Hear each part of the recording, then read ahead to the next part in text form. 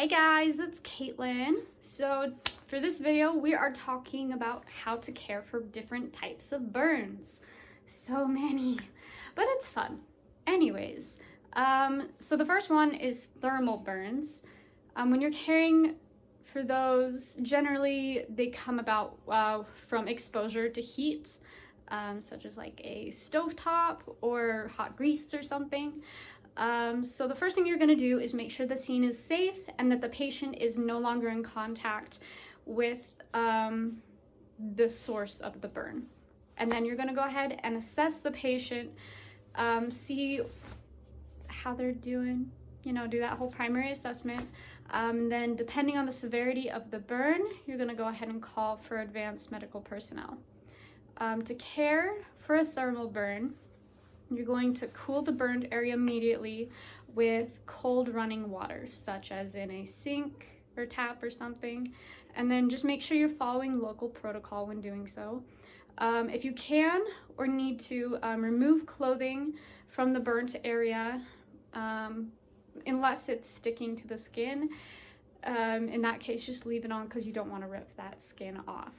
And then make sure you cover the burned area with sterile, dry dressings, and then loosely bandage those dressings in place. But you want to make sure you're not applying pressure to the burn because that won't help. It'll trap more heat in and it'll make it worse.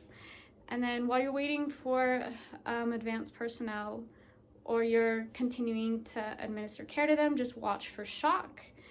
And if they do present signs of shock, lie them down and elevate the burn and administer emergency oxygen if available. And another thing to watch for is just try to maintain a normal body temperature. Make sure it doesn't go too high or too low, otherwise that won't help with the shock. Okay, so the next one would be a chemical burn. So with these, you're going to flush the liquid chemical from the skin with cool running water. And if it gets in the eyes, flush those first. And if it gets on the clothing, remove those items of clothing, get it off them. And then you have to flush the chemicals for 20 minutes or till advanced personnel comes to you.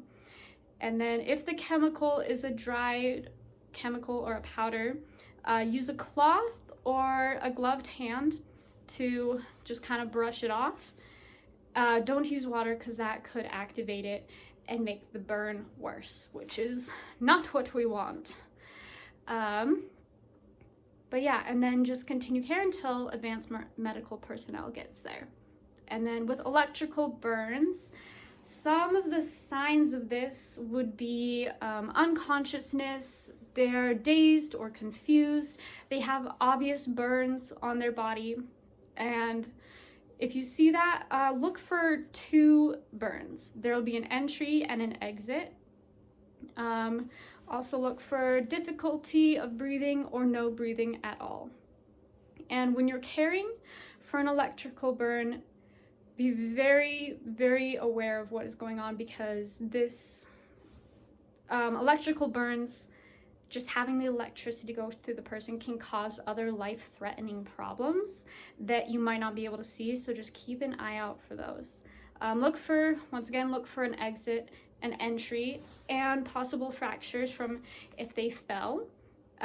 Make sure to cool the burned area with cold water until the pain kind of goes away. Not completely, but the pain gets a little bit better.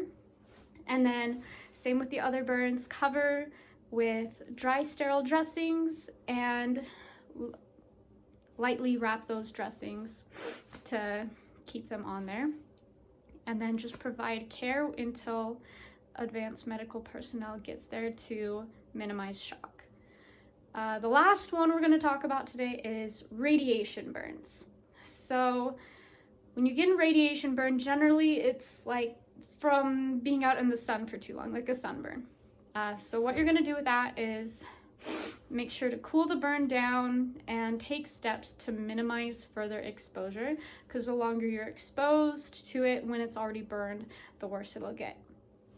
And The only reason you're going to call for advanced medical personnel with these type of burns would be if they're causing difficulty breathing, if there are signs of burns around the mouth or the nose, if the burns cover more than one full body part, or if there are burns to the head, face, neck, hands, feet, or genitals. Also, if there's partial or full thickness burns on a child or an elderly person.